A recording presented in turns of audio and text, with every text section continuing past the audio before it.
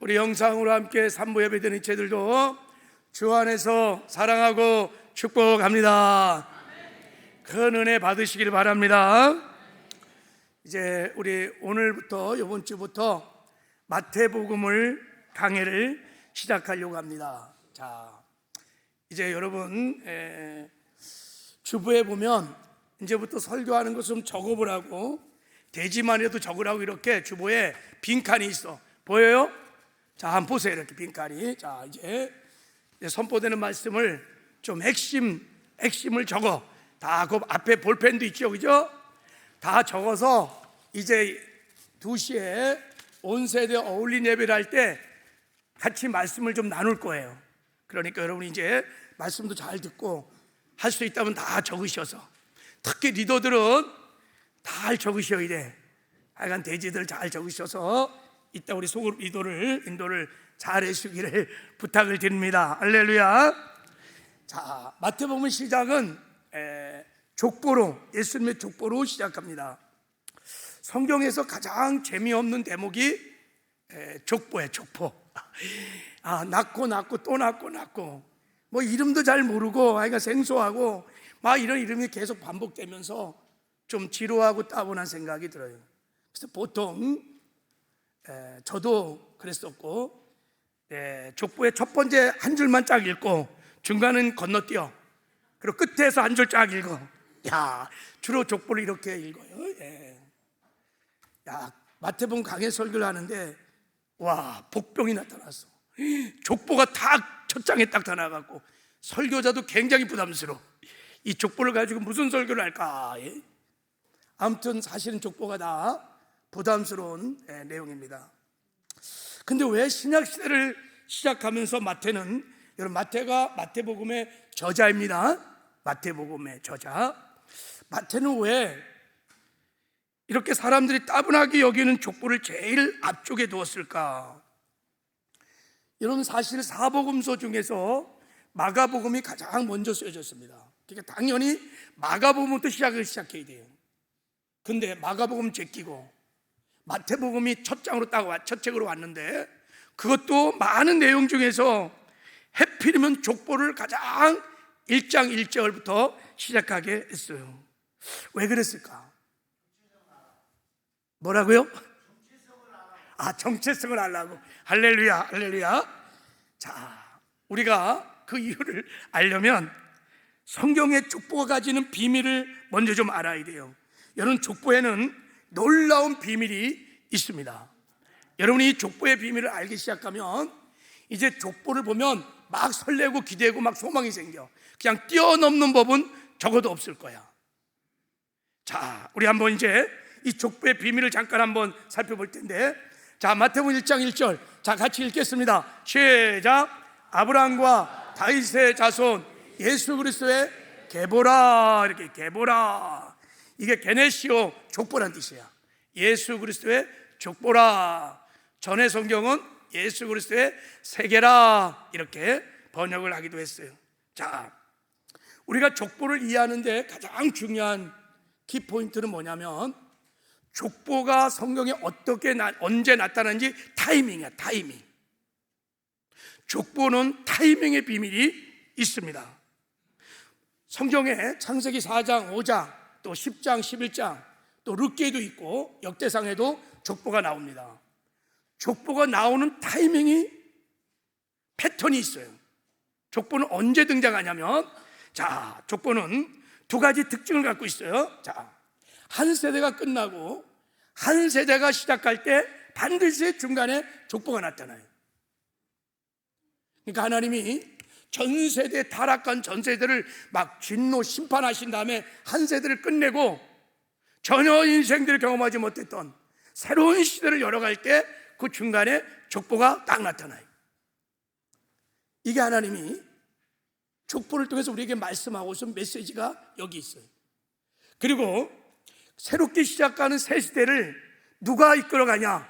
그 족보에 항상 마지막에 사람이, 이 족보를, 새 시대를 이끌어가는 사람이 항상 마지막에 나와요. 이게 족보에 담겨진 타이밍의 비밀이야. 자, 이런 관점으로 우리 이 마태복음 1장의 족보를 보면 이제 족보가 통해서 마태복음이 열리기 시작해요. 자, 마태복음 1장을 이 족보로 보면 하나님께서 구약이라는 시대를 마무리 짓고 신약의 새 시대를 열어간다는 뜻이에요. 근데 그 신약의 새로운 시대를 누가 열어가냐면, 자, 이 마태복음 1장의 예수의 족보의 마지막이 누가 나오냐면, 자, 한번 읽어보겠습니다. 시작. 야곱은 마리아의 남편 요셉을 낳았으니 마리아께서 그리스도라 칭하는 예수가 나시느니라. 족보의 마지막에 등장하신 분이 예수 그리스도이십니다. 그러니까 이 족보의 가장 중요한 분이 누구냐면 예수 그리스도이십니다.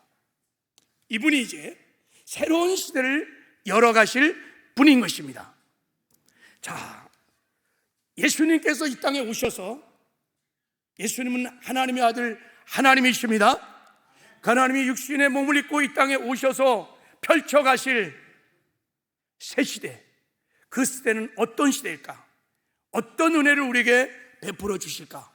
자, 이런 관점으로 우리 마태복음 1장의 족보를 보면, 자, 우리 한번 읽겠습니다. 자, 시작. 구약의 율법의 시대가 끝나고 예수 그리스도의 오심으로 복음의 새 시대가 시작됩니다. 이게 족보가 주는 첫 번째 메시지. 구약의 타락한 구약의 시대에 그 하나님의 진노 심판이 다 끝나고 이제 예수 그리스도가 오셔서 복음의 새 시대를 열어갈 거예요. 인생들이 전혀 경험하지 못했던 완전한 새로운 세대, 우리가 바라고 원하고 소망했을지라도 우리 힘으로 능으로는 감히 열어갈 수 없는 새로운 시대를 예수님이 이 땅에 오셔서 열어가신다는 거예요. 할렐루야. 어떤 시대일까? 어떤 은혜를 베풀까? 그게 이제 마태복음 2장부터 시작되는 마태복음인 것이에요. 하나님께서 이제 예수님이 오셔서 우리에게 이제 제3의 길을 열어주실 것입니다. 영생의 길도 열어주실 것입니다. 하나님께 나가는 생명의 길도 열어주실 것입니다. 죄와 사망과 마귀로부터 해방되는 길도 열어주실 것입니다. 가난과 저주와 질병으로부터 벗어나는 길도 열어주시고 천국 가는 생명의 길도 열어주실 것입니다.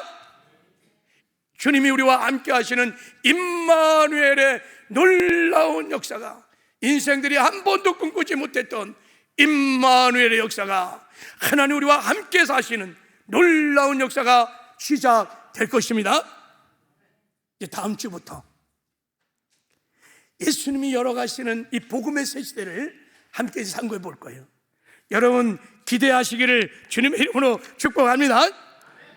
자, 두 번째, 마태복음 1장의 예수의 족보는 우리를 죄에서 구원해 오신 예수님이 누군지를 알려주는 족보입니다. 자, 읽겠습니다. 시작. 예수님은 구약에 예언된 약속을 따라오신 바로 메시아 그리스도이십니다. 소금 리더들은 적든지 찍든지 해야 돼. 자, 마태복음 1장의 족보가 우리에게 말씀하시는 것은 예수님은 그냥 즉흥적으로 그냥 우연히 이 땅에 오신 분이 아니라 구약에 이미 약속된 그 성경에 예언된 그 예언을 따라서 이 땅에 오신 그리스도라는 것을 족보는 우리에게 보여주고 있는 거예요. 그래서 이 족보는 이렇게 시작하는 것입니다. 아브라함과 다윗의 자손 예수 그리스도의 족보라 그러는 거예요. 이 말은 하나님이 아브라함과 다윗의 후손을 통하여 메시아가 온다는 것을 아브라함과 다윗과 언약을 맺었어. 메시아 언약이라 그래. 언약을 맺었어요.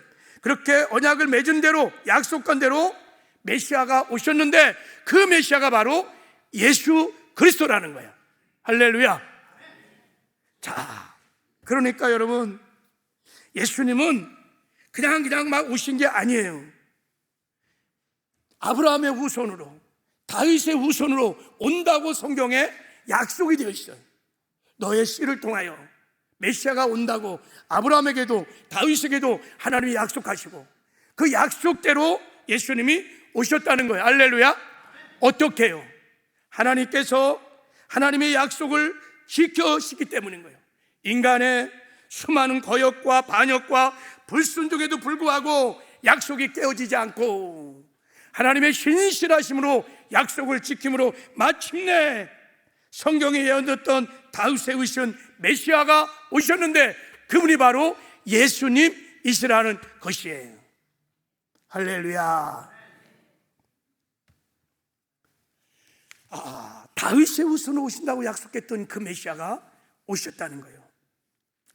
여러분, 왜 이렇게 마태는 예수님이 다윗의 후손으로 오신 메시아 그리스도라는 것을 족보를 통해서 처음으로 이렇게 강조를 할까요? 그것은 사람들이 예수님을 그리스도로 믿지 않기 때문인 거예요. 특별히 마태복음의 1차 수신자인 유대인들이 예수님을 메시아로 믿지 않는 거예요. 예수님을 그리스도로 믿지 않는 거예요. 여러분, 그러면 어떻게 되는 겁니까? 예수를 메시아로 그리스도로 믿지 않으면 죄사함이 없어. 영생을 얻지 못해요. 구원을 받지 못해요. 천국에 이를 수 없어요. 반드시 동정을 마리아를 통해서 오신 예수님을 하나님의 아들 그리스도로 믿어야 구원을 받는 줄 믿습니다. 그래서 마태가 족보를 통하여 예수님이 구약에 예언된 바로 그 메시아야, 그 메시아를 믿어야 우리가 구원을 받을 수 있다라고 마태복음을 쓰면서 첫 번째 예수의 족보를 등장시킨 것입니다. 그래서 이런 마태의 의도가 있었기 때문에 예수님의 족보를 이렇게 주밀하게 보면 특이한 것이 있어. 예수의 족보를 14대로 끊어서 설명하는 것을 보게 됩니다. 자, 이 말씀 한번 읽어볼게요. 시작. 그런즉 모든 데가 아브라함부터 다윗까지 14대요, 다윗부터 바벨론에 갈 때까지 14대요, 바벨론에서 사로잡혀간 후부터 그리스도까지 14대더라 그랬어요. 아브라함부터 다윗까지 14대, 다윗서부터 바벨론 포로로 끌려갈 때까지 14대, 포로 시대부터 예수님 올 때까지 14대. 그래서 42대로 족보를 딱 정리해서 지금 소개하고 있어요. 그런데 이 족보를 우리가 주밀하게 보면 이 족보에 7명의 왕들이 빠져 있어요. 그러니까 7대가 빠져 있다는 거예요. 그러니까 지금 이 족보를 잘 보세요. 자, 아브라함과 다윗까지는 맞아요. 14대. 근데 다윗부터 바벨론까지는 4명의 왕이 빠져 있어요. 요압부터 우시아 사이에 아하시아, 아달랴, 요아스, 아마샤 왕이 빠졌어요. 그러니까 4대를 빼고 14대라고 말하는 거예요. 세 번째 족보에 저기 요시아와 여고나 사이에 여호아하스하고 여호야김도 빠졌어요. 왜 그랬을까요? 아니, 분명히 14대라고 말하면서 왜 7명의 왕들이 다 빠져 7대를 빼버렸어요. 자, 마태가 뭔가 잘못해서 실수로 그랬을까요? 아닙니다. 마태가 의도적으로 14대를 맞춘 거예요. 왜 그러냐면, 여러분, 다윗의 후손으로 예수 그리스도가 오셨다는 것을 강조하기 위하여 14대로 맞춘 것입니다. 여러분, 다윗의 수가 14입니다. 자, 무슨 말이냐면 히브리어는 모음이 없고 자음으로 되어 있죠. 22개로 되어 있어요. 히브리어는 그래서 한자마다 숫자가 먹여져 있어요. 알렙, 베드, 기물, 달렛 그러면 A, B, C, D 할 때 A1, B2, C3 이런 식으로 숫자가 쫙 먹여져 있어요. 다윗을 모음을 빼고 자음을 읽으면 이렇게 있는 거예요. 달렛, 아우, 달렛. 달렛은 4, 아우는 6, 그리고 달렛은 또 4. 합치면 어떻게 되는 거예요? 14가 되는 거예요. 유대인들은 14 그러면 다윗이 그냥 떠올라요. 그래서 마태가 족보를 기록할 때 14대로 3번을 나눠서 한 거예요. 3번은 완전수, 중요하다는 것을 말하고 있는 거예요. 그러니까 지금 마태는 족보를 통해서 예수님이 다윗의 후손으로 온 바로 그 메시아야, 그리고 너희들이 그 메시아를 믿어야 돼, 이것을 호소하고 있는 것입니다. 여러분, 이 세상에서 하나님이 주시는 최고의 축복이 무엇일까? 그것은 예수님이 메시아 그리스도라는 것이 깨달아지고 믿어지는 것이 최고의 축복인 줄 믿습니다. 여러분, 메시아라는 것은 헬라어로 메시아라고 그러고, 히브리어로 헬라어로 그리스도라고 그러는 거예요. 같은 말이에요. 자, 보세요. 예수님께서 빌립보 지방을 갔을 때 이렇게 물었어요. 너희들은 나를 누구라 하느냐? 그랬더니 베드로가 손을 딱 들고 주는 그리스도시요 살아계신 하나님의 아들이십니다. 그랬더니 예수님께서 바요나 시몬아, 내게 뭐가 있다고요? 복이 있도다. 네가 복이 있도다. 네가 어마어마한 복을 받았도다 라는 거예요. 이는 내가 그리스도라는 것을, 내가 하나님의 아들이라는 것을 네게 알게 하니는 혈육이 아니라 하늘에 계신 아버지께서 나의 기도를 들으시고 너에게 알려주었다는 거. 할렐루야. 그래서 네가 복을 받았다는 거예요. 구원의 복을 받았다는 거예요. 영생의 복을 받았다는 거예요. 하나님께 나아가는 복을 받았다는 거예요. 바요나 시몬아, 네가 복이 있도다. 이 세상에서 베드로처럼 주는 그리스도의 살아계신 하나님의 아들이라고 고백하는 사람들은 다 복이 있는 줄 믿습니다. 여러분에게 물으면, 예수님이 너희는 나를 누구라 하느냐? 너희는 나를 누구라 하느냐? 할렐루야. 한번 고백해 보세요. 너희는 나를 누구라 하느냐? 그리스도시요 살아계신 하나님의 아들이십니다. 할렐루야. 여러분이 진정 복 있는 사람인 줄 믿습니다. 예수님이 그리스도라는 것은, 하나님의 아들이신 예수님이 이 땅에 우리를 위해서 그리스도가 되어줬다는 뜻이에요. 그리스도라는 기름 부음을 받는다는 자라는 뜻이에요. 구약시대 왕과 선지자 제사장에게 기름을 부었어요. 그러니까 예수님이 이 땅에 오셔서 저와 여러분을 위해서 왕으로, 선지자로, 제사로 오셔서 우리에게 구원의 은혜를 베풀어 주셨다는 거예요. 예수님이 제사장으로 오셔서 저와 여러분의 죄를 다 짊어지시고 우리의 죄값으로 십자가에 못 박혀 죽으심으로 우리에게 제3의 은혜를 베풀어 주셨습니다.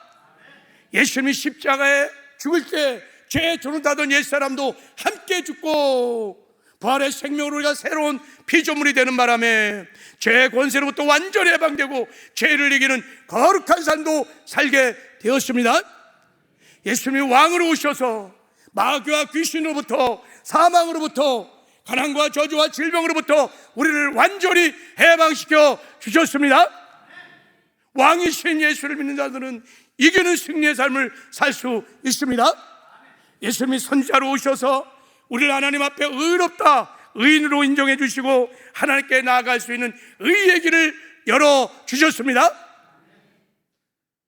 이게 여러분, 예수님을 그리스도라고 고백하는 신앙의 고백을 할 때 하나님 주시는 구원의 은혜인 줄 믿습니다. 이번에 우리가 예수 그리스도의 족보를 상고하면서 다 우리 서울순복음교회 모든 성도들은 주는 그리스도시요 살아계신 하나님의 아들이시라고 하는 이 베드로의 신앙 고백이 다 있기를 주님의 이름으로 축복합니다. 자, 세 번째 예수의 족보는 구원받은 내가 누군지를 선명하게 보여주고 있습니다. 자, 구원받은 나는 누구냐? 자, 읽겠습니다. 시작. 나는 예수님의 42대 후손입니다. 할렐루야. 나는 누구냐? 예수님의 42대 후손인 거예요. 세상에 나가면 족보 자랑을 해. 너 어디 출신이니? 네 가문, 출신 성분을만 묻고 그럴 때 이제부터 여러분이 당당하게 말해야 돼. 나는 누구냐? 너 내가 누군지 아느냐? 나는 예수님의 42대 후손이야. 할렐루야. 이게 예수 그리스도 안에서 거듭난 모든 그리스도인들의 신분이요 정체성인 줄 믿습니다. 왜 그러냐? 자, 이 말씀 한번 읽어볼게요. 자, 시작. 너희가 그리스도의 것이면 곧 아브라함의 자손이라 그랬어요. 우리가 예수 믿고 belong to Jesus, 예수 그리스도의 속자가 되는 순간에 우리는 아브라함의 자손이요 아이스의 자손이요 예수의 자손인 줄 믿습니다. 그러니까 이 예수님의 족보는 곧 우리의 족보인 거예요. 자, 그래서 이 사실을 알려주기 위해서 마태는 이 족보를 기록할 때 놀라운 정말 은혜를 여기다 담아놨어요. 자, 이 족보를 잘 보면, 여러분 족보의 대수를 잘 보면, 자, 아브라함부터 다윗까지 14대 14명이 등장합니다. 자, 그 다음에 이후 다윗부터 바벨론 포로 전까지 14대 14명이 등장해요.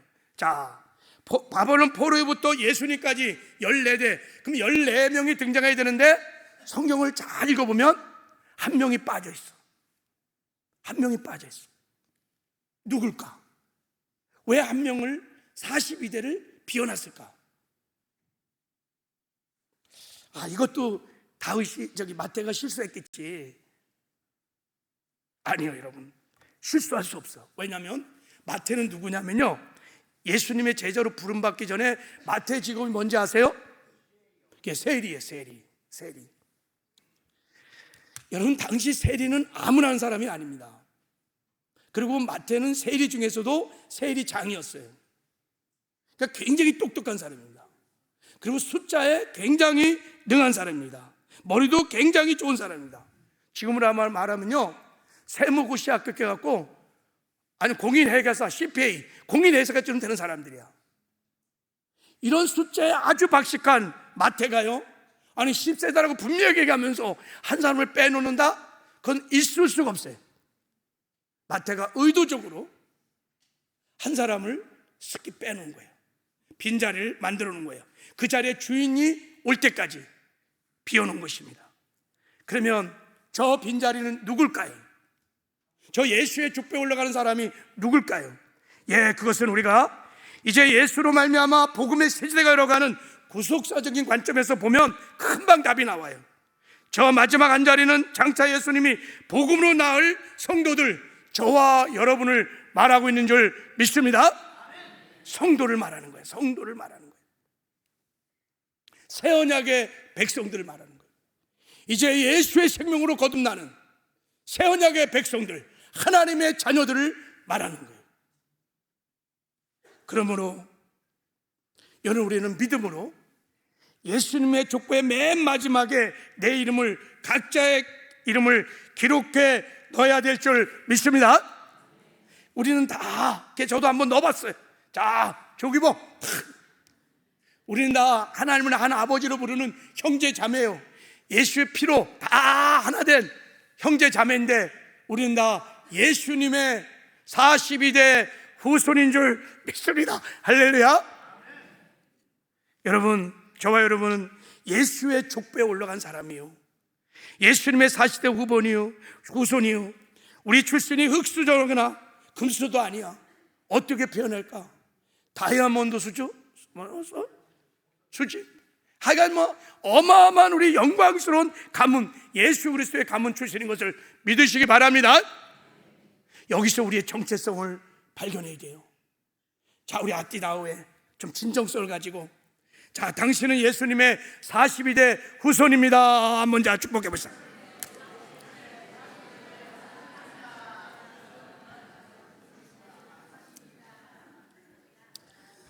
아멘이세요? 여러분, 시간적으로도 다윗부터 예수님까지 42대를 거의 2000 역사거든요. 예수님부터 지금까지 거의 2000 역사가 지나왔어요. 그러니까 시간적으로도 우리가 사실 예수님의 42대 영적인 후손들이요, 하나님의 자녀들인 거예요. 제가 막 설교해서 그런 게 아니라 실제 저와 여러분은 예수님의 42대 후손인 것을 믿으시기 바랍니다. 제가요, 간증 하나 하려고 하는데, 일찍이 이 은혜를 깨달았던 은혜가 저에게 있었어요. 저는 자라오면서 열등감이 굉장히 많았습니다. 왜냐하면 제가 흙수저 출신이거든요.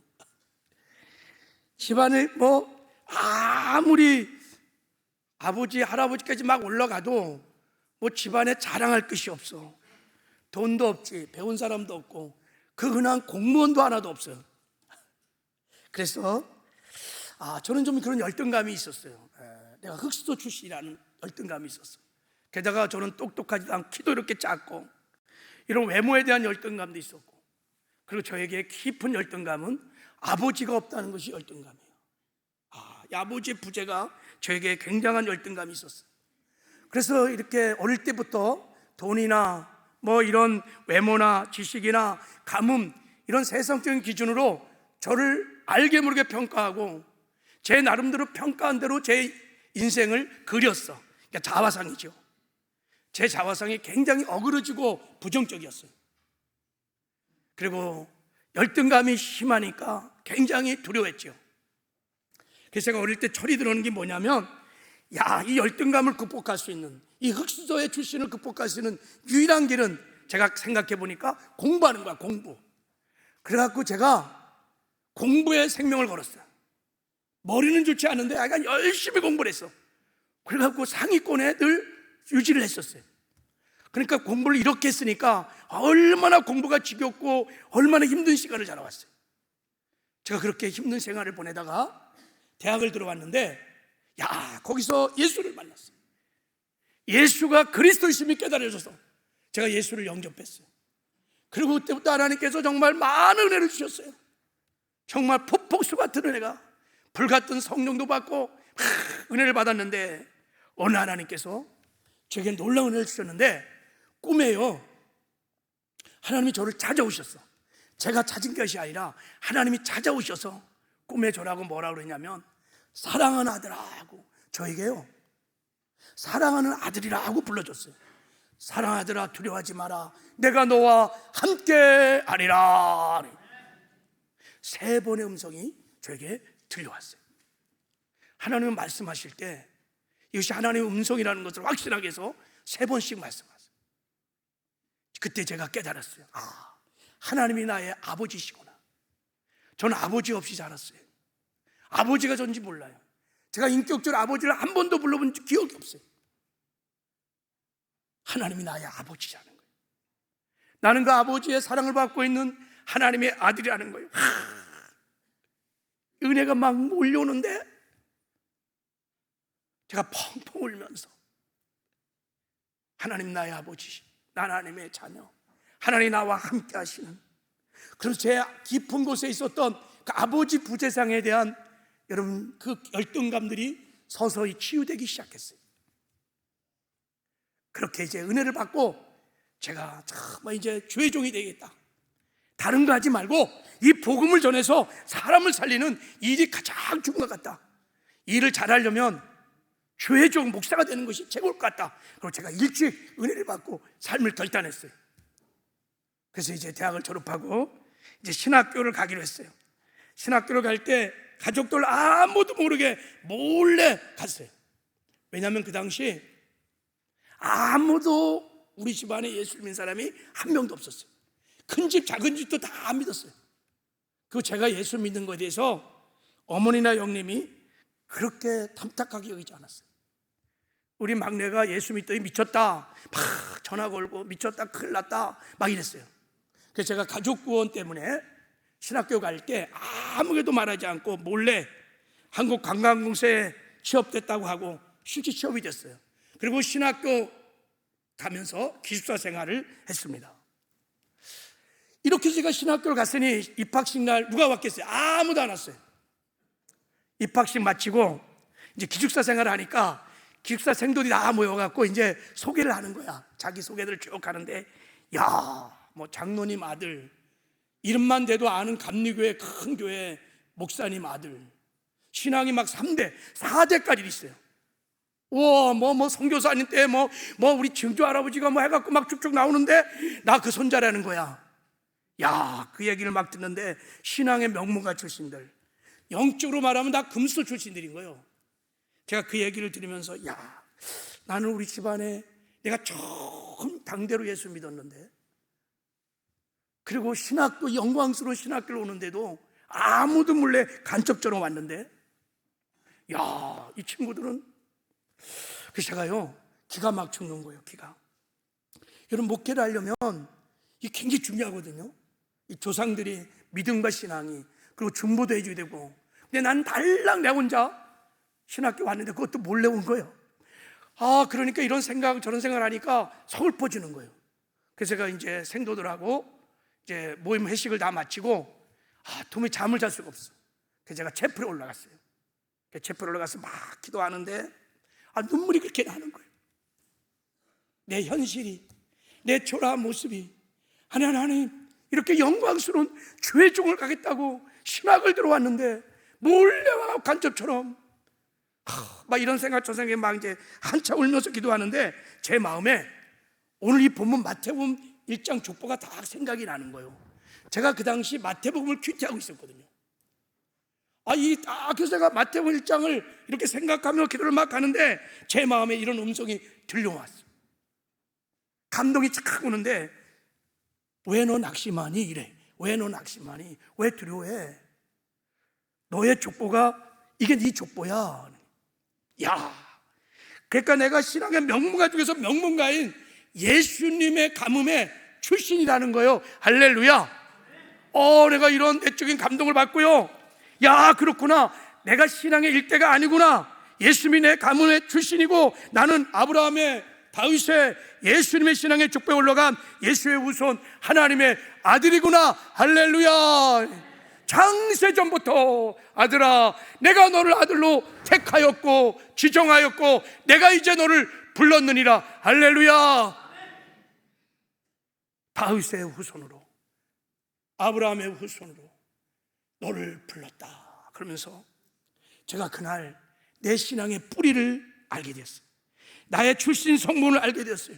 족보를 깨닫고 나니까 제 흑수저라는 출신의 그 열등감들이 그때부터 치유되기 시작했어요. 회복되기 시작했어요. 세상의 잘못된 기준으로 외모와 돈과 권력과 지력 이런 걸 가지고 나를 평가하고 내가 그렸던 어그러지고 깨어진 이런 부정적인 자아상들이 그때부터 예수 그리스도 안에서 내가 누구인지를 깨달으면서 계시적으로 하나님이 나를 만나주시면서 그것이 새로워지고 아름다운 자화상을 갖기 시작하면서 치유가 일어난 줄 믿습니다.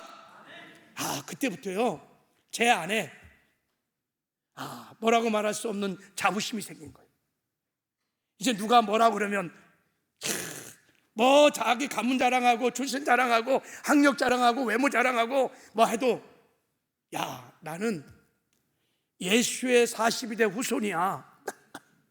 나는 영광스러운 하나님 가문 출신이야. 내 출신 성분 너희들 아니? 할렐루야. 당당한 은혜가 있었어요. 여러분, 오늘 예수의 족보를 통하여 예수 그리스도 안에서 여러분이 누구인지를 분명히 깨닫는 은혜가 있기를 주님의 이름으로 축복합니다. 여러분, 제 예수 그리스도 안에서 하나님의 자녀들입니다. 예수님의 42대 후손들입니다. 주님의 거룩한 신부입니다. 우리는 그리스도인인 것입니다. 할렐루야. 여러분, 새로운 자아상을 그리시기를 바랍니다. 그리고 하나님의 자녀답게 예수의 42대 후손답게 여러분 그렇게 당당히 살아가는 저와 여러분 되기를 주님의 이름으로 축복합니다. 자, 그러면 여러분, 우리가 어떻게 해서 그 영광스러운 42대 후손이 되는 축복을 얻게 됐을까요? 내가 잘나서, 내가 똑똑해서, 내가 거룩하고 의로워서, 내가 뭔가 공로와 업적이 있어서? 아닙니다. 오늘 족보는 우리에게 말합니다. 그것은 전적인 하나님의 은혜였다고 족보는 우리에게 말하고 있습니다. 나의 나됨은 하나님의 은혜로 된 것이니 내게 주신 그의 은혜가 헛되지 아니하여 내가 모든 사도보다 더 많이 수고하였으되 내가 한 것이 아니요 나와 함께 하신 하나님의 은혜로라. 그래서 여러분, 족보를 자세히 보면요, 족보에 올라올 수 없는 사람들이 너무 많이 올라와 있어요. 여러분, 유대인들에게 있어서 여자는요 족보에 절대 올릴 수 없어요. 유대인들이 가장 미워하는 사람, 싫어하는 사람, 업신여긴 사람은 이방인이고, 이방인 중에서도 여자고, 여자 중에서도 기생, 또 가늠한 자들, 타락한 자들은 완전히 그냥 개처럼 취급하는 거야. 그런데 그런 개처럼 취급받는 여인들이 거룩한 예수님의 족보에 올라와 있어요. 다말, 라합, 룻, 우리아의 아내, 다말이 누굽니까 여러분? 시아버지 섞어갖고 시아버지하고 성관계를 갖고 자식을 낳은 여자예요. 이 다말이 거룩한 족보에 올라왔어. 라합이 누구십니까? 얘 여리고성의 기생이에요. 술 팔고 몸 파는 창녀지요. 여기 올라와 있어. 룻이 누굽니까? 하나님이 이스라엘 총회에 절대 들어올 수 없다고 저주한 모압 족속 출신입니다. 저주받은 이방인입니다. 근데 족보에 올라와 있어. 바세바가 누구예요? 우리아의 아내입니다. 근데 다윗이 성적 부정을 저지를 때 다윗과 함께 놀아났던 다윗의 불륜의 파트너였어요. 자기가 죽으면 죽으라고 생명을 걸고 지조를 지켜야 됐는데 바세바 우리아의 아내라고 성경은 기록하고 있어요. 어떻게 이런 여자들이, 아니 여러분 족보에 올랐던 46명의 모든 사람들을 추적해 보면 다 연약하고 부족하고 죄인이고 난리투성이요. 다윗 간음한 자 살인자 아니겠습니까? 여기 올라왔던 우시아 왕 문둥병자 교만한 자 아닙니까? 므낫세 악한 왕의 자기 아들을 태워서 우상에게 죄를 지었던 사악한 왕이요. 이런 사람이 족보에 올라왔어요. 무엇을 말하는 것입니까? 여러분, 우리가 구원받고 하나님의 자녀가 되고 우리가 예수의 생명의 족보에 올라가는 것은 다 전적인 하나님의 의인 것을 말하고 있는 줄 믿습니다. 하나님이 한량없이 베푸신 은혜를 우리가 믿음으로, 하나님이 그 믿음을 보시고 우리에게 구원의 은혜를 베푸시는, 우리에게 영생을 주시는 거예요. 그리고 생명의 족보에 우리를 올려주시는 줄 믿습니다. 할렐루야. 정말 문제투성이 사람들이야. 여러분, 지금부터 이제 하나님 나에게 베풀으셨던 이 측량할 은혜를 기억하면서 은혜의 영광을 찬미하며 여러분 하나님께 감사로 늘 예배하는 저와 여러분 되기를 주님의 이름으로 축복합니다. 한 가지 더, 이 족보가 우리에게 말씀하신 중요한 메시지가 한 가지 있어요. 그것은 예수님의 족보에 올라온 우리 성도들이 이 땅에 살아가는 사명, 비전이 무엇인지를 분명하게 우리에게 말씀을 하셨어요. 자, 우리 성도들의 사명이 무엇이냐면, 자, 우리 한번 읽어보겠습니다. 시작. 성도의 사명은 예수의 족보를 계속해서 이어가는 것입니다. 예수의 족보를 이어가는 생명의 역사를 이뤄갈 수 있는 놀라운 여름 사명이 우리에게 하나님이 주신 거예요. 여러분, 우리의 이름이 예수의 생명의 족보에 올라가 있어요.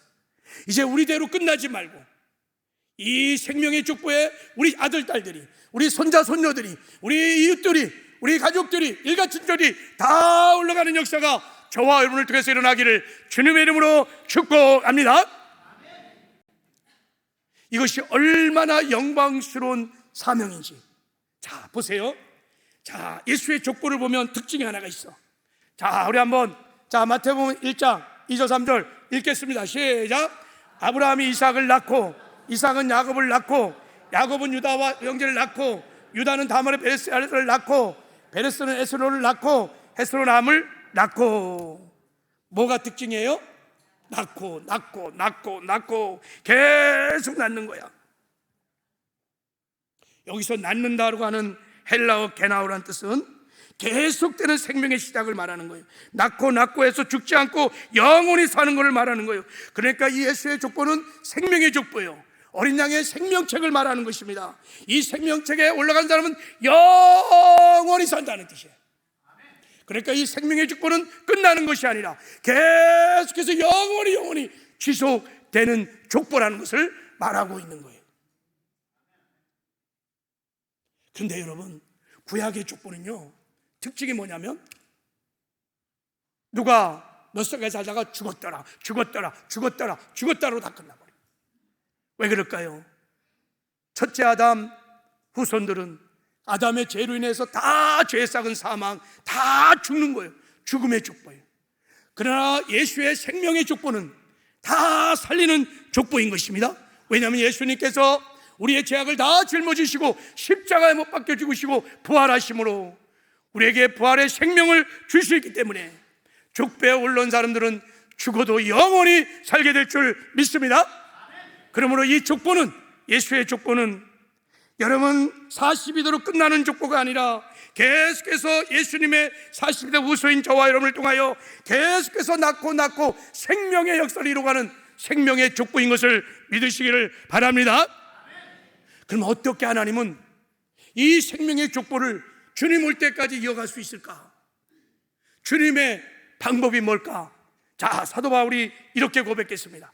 자, 같이 한번 읽겠습니다. 시작. 그리스도 안에서 1만 세상이 있으되 아버지는 많지 아니하니 그리스도 예수 안에서 내가 복음으로 너희를 낳았습니다. 그러므로 내가 너희에게 권하노니 너희는 나를 본받는 자가 되라. 그래서 내가 너희를 뭐로 낳았다고요? 복음으로 낳았다는 거예요. 복음으로 낳으니라. 그렇습니다, 여러분. 복음이 들어가면 생명의 역사가 일어납니다. 복음이 들어가는 곳마다 죽었던 영혼들이 살아나는 생명의 역사가 일어나는 것입니다. 오직 복음으로만 이 생명의 족보를 연장시킬 수 있는 것입니다. 하나님이 그 복음을 누구에게 맡겼냐면 주님의 신부인 교회에게, 아담의 42번째 후손인 저와 여러분에게 이 복음을 맡기신 것입니다. 교회를 통하여, 아담의 후손들을 통하여, 예수님의 40대 후손을 통하여 생명의 역사가 복음을 전해서 이어가기를 하나님은 원하시는 것입니다. 사도 바울이 말하는 거예요. 이제 너희들 나를 본받는 자가 되거라 하니 생명의 족보를 이어가는 사명자가 되라는 것입니다. 여러분, 절대 우리 대해서 이 족보가 끝나면 안 되는 거예요. 자, 구체적으로 우리가 이 족보를 어떻게 이뤄갔을까? 자, 가장 먼저 여러분이 믿음을 가지셔야 돼요. 예수의 족보에 올라갈 사람이 지금도 있다는 것을 믿으셔야 합니다. 여러분, 지금도 여러분의 가정에, 여러분의 직장에, 우리의 삶의 자리에 예수의 족보에 올라갈 하나님이 택한 백성이 있다는 것을 믿으시길 바랍니다. 우리도 이미 창세전에 하나님의 아들로 택함을 받았기 때문에 때가 되어서 복음을 듣고 우리가 족보에 올라간 줄 믿습니다. 일단 믿으셔야 돼. 영생을 주로 작정한 사람이 내 가정에, 내 남편, 아내, 자식, 부모, 일가 친척들, 내 친구들이라는 것을 믿으시기 바랍니다. 두 번째, 이 믿음을 가지고 족보에 올릴 사람을 여러분이 정하셔야 돼요. 아기를 낳으려면 임신을 해야 합니다. 임신하지 않으면 아기를 낳을 수 없습니다. 우리가 전도할 이 족보에 올릴 사람을 집중적으로 여러분 마음에 품는 것을 태신자를 품는다, 이렇게 말하는 거예요. 태신자를 품어야 돼.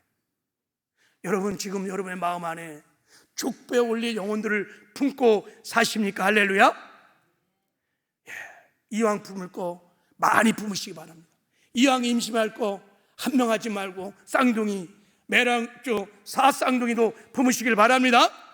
신부인 교회는 신랑 닮으신, 예수님 닮으신 아기를 많이 낳는 것이 여러분 신부의 사명인 줄 믿습니다. 그리고 품었으면 기도하는 것입니다. 그리고 기도하면서 그들과 사랑의 관계를 맺는 거예요. 사랑 관계를 맺어야 마음이 열리고, 마음이 열려야 복음이 들어갈 수 있는 것입니다. 그리고 그들에게 복음을 전하는 거예요. 먼저 나의 복음을 전하십시오. 내가 만난 하나님, 내가 구원받는 은혜를 나누십시오. 그리고 때가 되면 그들을 구원의 자리로 초청해서 그들이 복음을 듣고 물과 성령으로 거듭나는 생명의 역사가 있도록 하시기를 바랍니다. 그럼 하나님께서 순종하면 내가 하는 것이 아닙니다. 내가 내 능력으로 하는 것이 아닙니다. 나는 못합니다. 그러나 하나님이 나를 통해서 이 생명의 역사를 이루어갈 수 있습니다. 내가 신뢰하고 순종만 하면 성령이 나를 의의 병기로 삼으셔서 이 구원의 놀라운 생명의 역사를 이루어가게 될 줄을 믿습니다. 제가 마지막으로 여러분에게 미션을 하나 주려고 해요. 오늘 이자 오후에 이제 소그룹에 모이면, 자, 들어올 때 이 표를 다 받으셨을 거야. 자, 이 표를 다 가지시고 모여서 이 예수님의 영광스러운 생명 족보에 올릴 사람을 3명 이상 다 작정을 하는 거예요. 이 사람은 꼭 천국에 꼭 같이 가야 할 사람이에요. 절대 같이 가야 돼. 생명의 족보에 올릴 내 남편, 아내, 자식, 부모, 아무튼 일가 친척들 여러분의 오이코스를 작정하시고, 왜 이 사람이 예수의 족보에 꼭 올라가야 되는지 이유를 나누시고, 그리고 함께 이들의 구원을 위해서 기도하시기를 주님의 이름으로 축복합니다. 할렐루야. 이런 은혜가 저와 여러분 가운데 충만하기를 주님의 이름으로 축복합니다. 자, 이 시간에 이제 우리 성찬을 하겠습니다.